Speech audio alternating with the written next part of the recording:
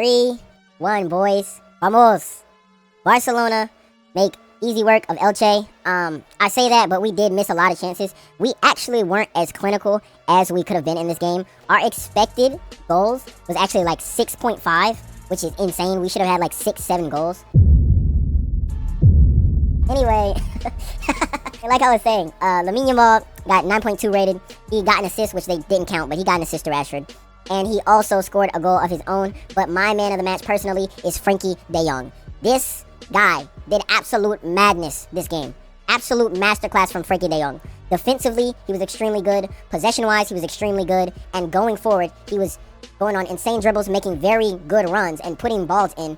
He did everything. He was everyone today. He was the defender, he was the orchestrator, he was the attacker putting balls in and trying to maybe even score himself, right?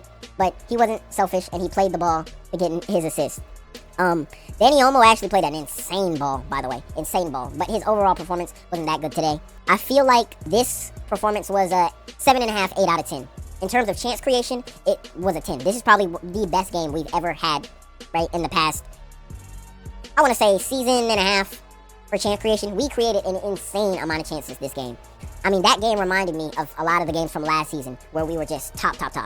I mean, really, chance after chance after chance. Everybody got a chance. Fermin got multiple chances. Lamine got multiple chances. Rashi, Rafinha, Ferran, so many chances. Lewa got chances. Like, every attacker on our team got chances this game.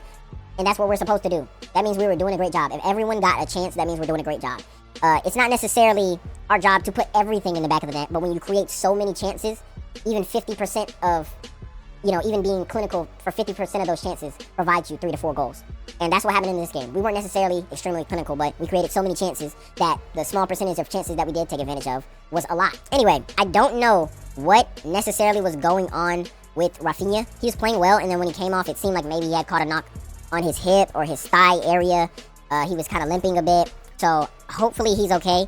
And then later in the game, Koundé also went to ground. But I think that was because he was tired. I'm a bit shifty about it because when he went to the sideline, usually he'll go past Hansi Flick. They'll communicate for like a second. He's like, "Are you okay?" He says yes. He walks off. But they actually communicated for a good 30 seconds. So hopefully he was just telling him it was nothing serious and he was just a little sore from a challenge. Anyway, back to what I was saying. The problem that we had in this game was just keeping our possession clean. We kept more possession, but we lost it in places that we didn't have to because our quality on the ball sometimes wasn't as good as it should have been. We didn't put enough emphasis into making sure the balls were as quality as they should have been.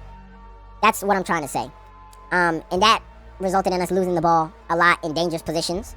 And then what was angering me a bit was that the CDMs were not stepping to these players, particularly Dani Olmo.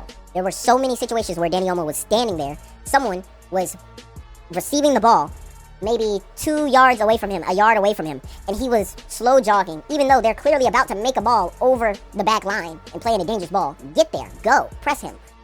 And I understand being tired. If you're tired, ask for a sub. Hansi will take you off of the pitch. Basado can come on, Marc Bernal can come on. And that's why eventually they did end up coming on, because he was very tired. Clearly, he was very tired. That is what particularly did not make me like this performance from him. Again, I do want to give him some leeway because I know it's not his actual position and he's a cam. And since Pedri is hurt right now, we had to play him in the, in central defensive midfielder position. But it is what it is. I think pressing as a cam and pressing as a CDM is not that different. Maybe you get to be a bit lackadaisical when you're the cam because you know you have the CDMs behind you. But you know mentally what position you're playing this game. You know what you should have to do. It's not like a super niche thing to have to do as a CDM versus as a cam. This is something that you should know how to do as a midfielder overall. And I think he just failed at that today. And I think that's what was making it so dangerous for us because we weren't having that initial pressure ahead of our defensive line. It's really not that Elche played crazy, phenomenal football. It was just that we weren't providing that pressure. So, yeah, it is what it is. I do think this was a good game. Again, I think we could have cleaned up the possession. I think we could have, some people could have pressed better. Overall, as a team, we were actually pressing pretty good when we needed to. And then I think we could have been a bit more clinical, but we created so many chances that even if we weren't clinical, a lot of goals still went in.